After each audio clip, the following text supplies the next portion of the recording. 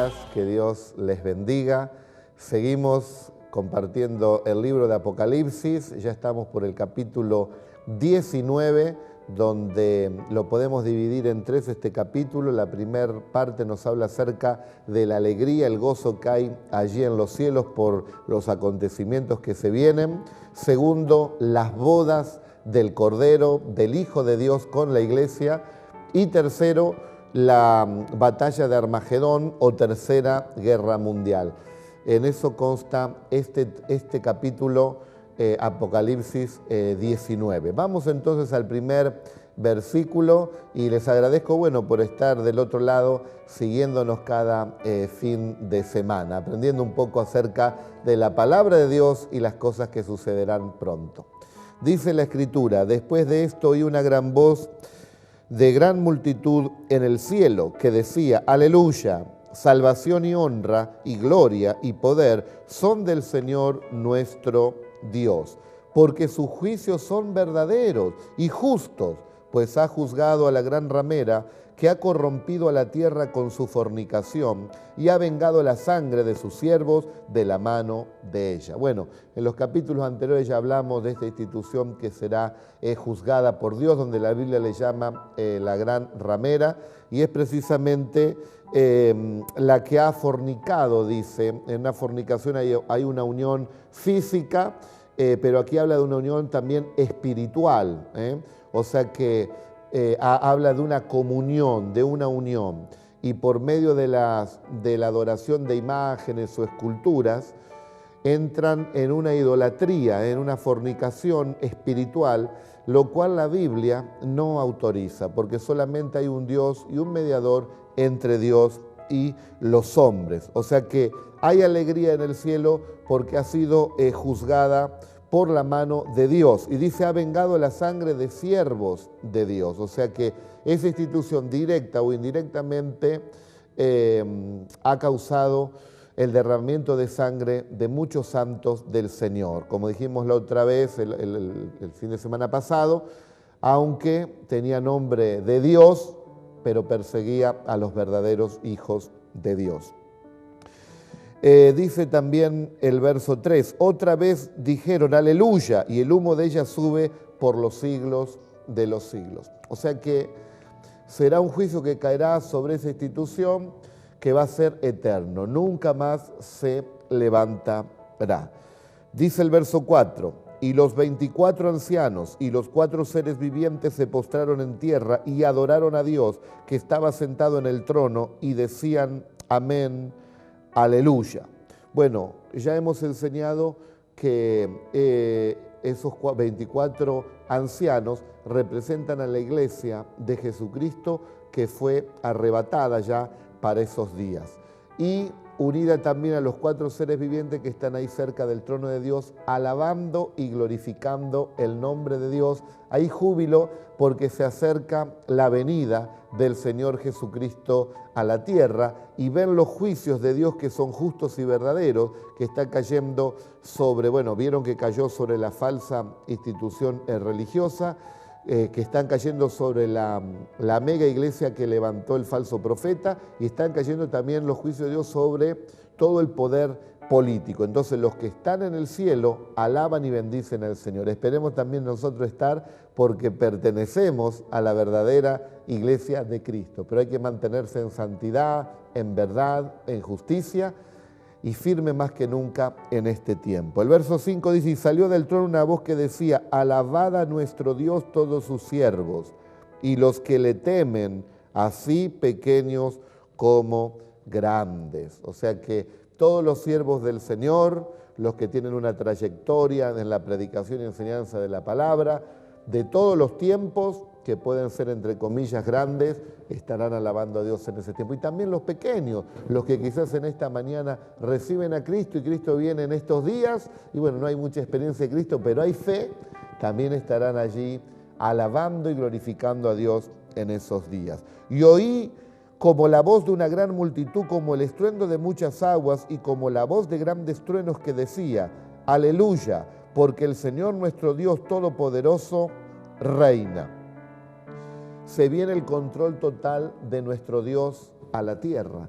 Entonces hay algarabía también en esta multitud, que lo hemos explicado en capítulos anteriores, que representa a esa gran multitud que está en la gran tribulación y que reciben a Jesucristo en ese tiempo, y también aquellos que se han quedado, que no se han ido en el arrebatamiento, pero que se han consagrado a Dios, que en esos días dieron la vida por Cristo y se salvaron y pertenecen a esa gran multitud, junto con los 24 ancianos que representa la iglesia arrebatada y junto con los seres angelicales que están allí en el cielo. Todo el cielo, podemos decir, alaba y glorifica el nombre de Dios. Algunos piensan que el cielo es aburrido. En el cielo hay cosas que ojo no vio, ni oído yo, ni han subido al corazón del hombre. No te imaginás lo que Dios preparó para aquellos que le aman. Y se llega al cielo nada más y nada menos que por medio de una palabra tan cortita, por medio de la fe. ¿En quién? En Jesucristo, el Hijo de Dios. Era el que es y que, como vamos a ver en este libro, vendrá otra vez. Dice el verso 7, gocémonos y alegrémonos y démosle gloria, porque han llegado las bodas del Cordero. Y dice, y su esposa se ha preparado. Hay que prepararse en este tiempo. La iglesia verdadera, la que anda en la santidad de Dios, en la palabra de Dios, no solamente que la oye, sino que la pone por obra, es la que se está preparando. La Biblia dice que la esposa se ha preparado para ese momento. Y también nos habla la Escritura en Efesios 5, 25 al 27, Cristo amó a la iglesia y se entregó a sí mismo por ella para santificarla, habiéndola purificado en el lavamiento del agua por la palabra, a fin de presentársela a sí mismo, escuche, una iglesia gloriosa, que no tuviese mancha ni arruga, ni cosa semejante, sino que fuese santa y sin mancha. Esto no es legalismo, esto es obedecer la palabra del Señor. Dice también, bueno, en el texto hebreo, en el original nos habla de nunfe, que significa precisamente esposa. O sea que en esos días ya se produce ese casamiento entre Cristo y su esposa, que no es nada más y nada menos que la iglesia. ¿Quién es la esposa de Cristo? Todos aquellos desde el momento de Cristo, que Él resucitó y han creído en Él, hasta los días que se produzca la venida del Señor, el arrebatamiento de la iglesia, todos los que murieron creyendo en Cristo serán parte de la esposa de Cristo. Y aquellos que serán arrebatados, también cuando el Señor venga en estos tiempos, pertenecerán a esa esposa. O sea que la unión de los muertos en Cristo más los arrebatados produce lo que es la esposa realmente de Cristo, sin mancha, sin arruga, pura, que no tiene de qué avergonzarse. O sea que se celebrará en ese momento esa ceremonia nupcial. Qué tremendo, entre Cristo y su iglesia. El verso 8, y a ella se le ha concedido que se vista de lino fino, limpio y resplandeciente, porque el lino fino es las acciones justas de los santos. O sea que aquí la iglesia ya está perfeccionada, limpiada, perfecta, delante de nuestro gran Señor y Salvador Jesucristo, como esposa de Él, con cuerpos glorificados, cuerpos eternos, para estar toda una eternidad juntamente con nuestro Señor. Bueno, ahora comienza a hablar acerca de las cenas de las bodas del Cordero. O sea que esta primera etapa de alabanza que hay en los cielos da lugar ahora a la explicación acerca de la cena de las bodas del Cordero, esta segunda parte. Y dice, y el ángel me dijo, escribe, bienaventurados los que son llamados a la cena de las bodas del Cordero, y me dijo, estas son palabras verdaderas de Dios. Bueno, ¿quiénes son ahora los que son llamados a la cena de las bodas del Cordero? El ángel le expresa todo esto a Juan y le termina diciendo que son palabras verdaderas de parte de Dios. Bueno, si vamos a los originales, esta palabra llamados en griego es keklemenoi y nos está hablando precisamente acerca de invitados. Bueno, ¿quiénes son entonces los invitados?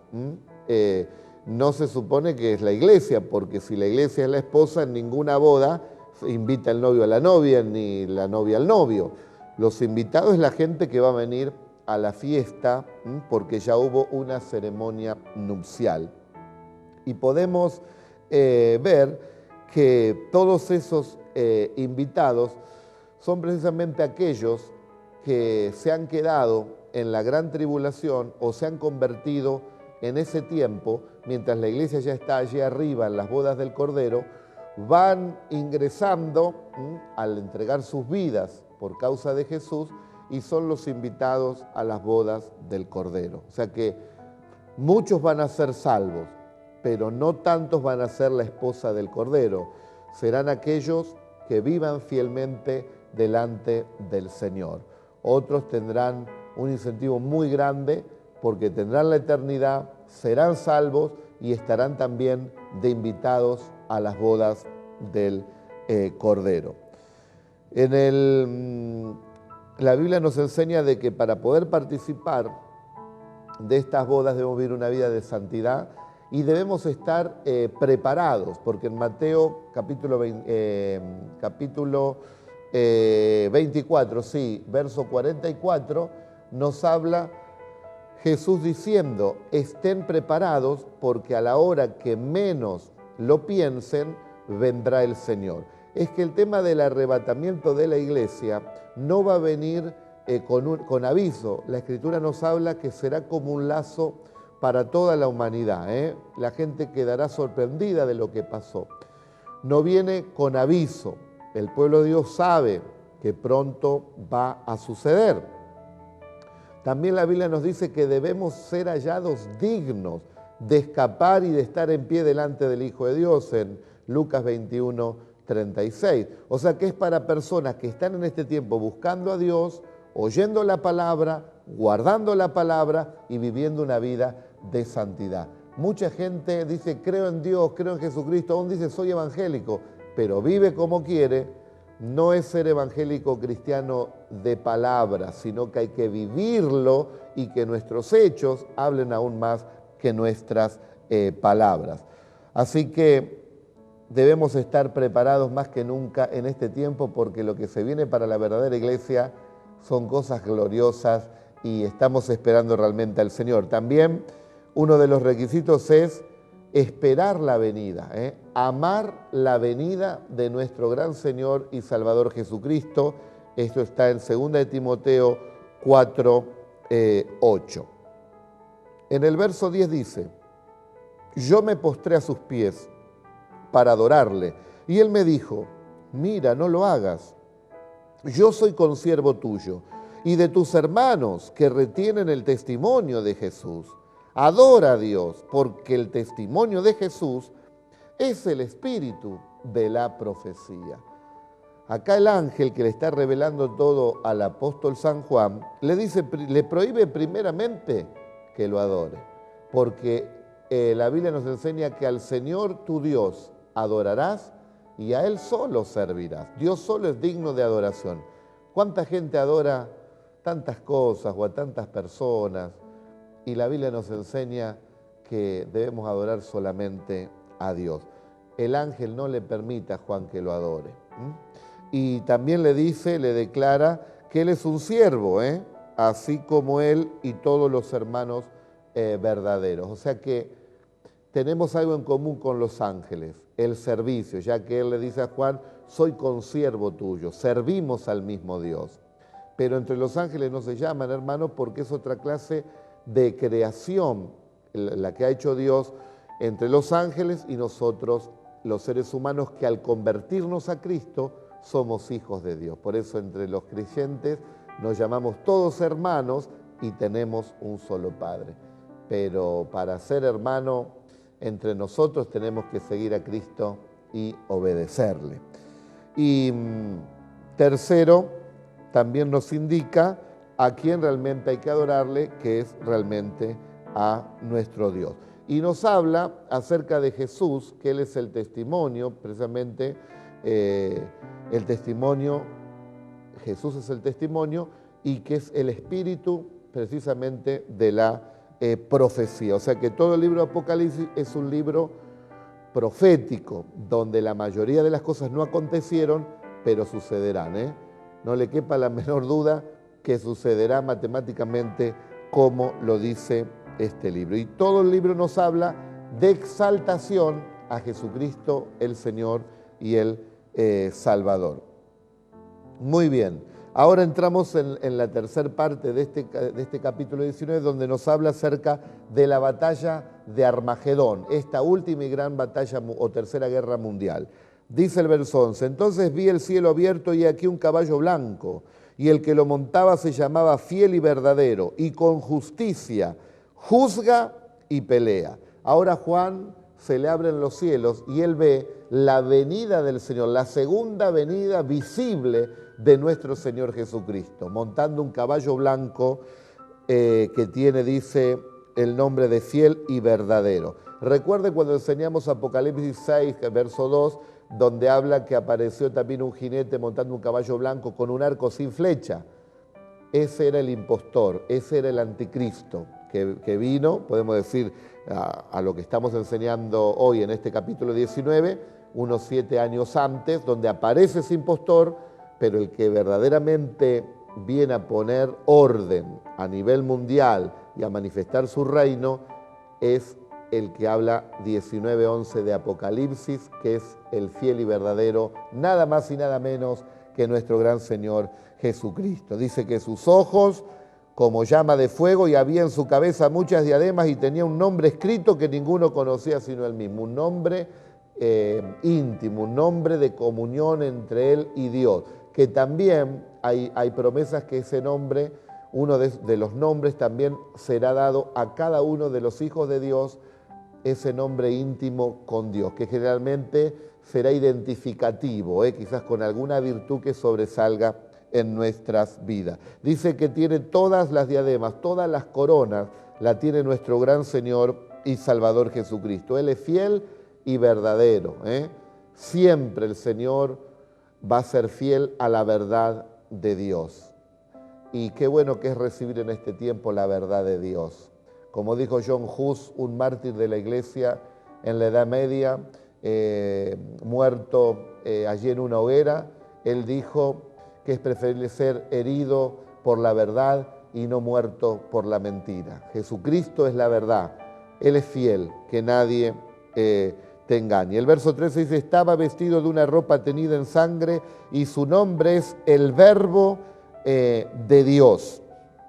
También Juan lo describe, ¿no?, en el capítulo 1, verso, hasta el 1:4, donde nos habla acerca del Verbo de Dios, que se hizo carne y que fue luz aquí en este mundo.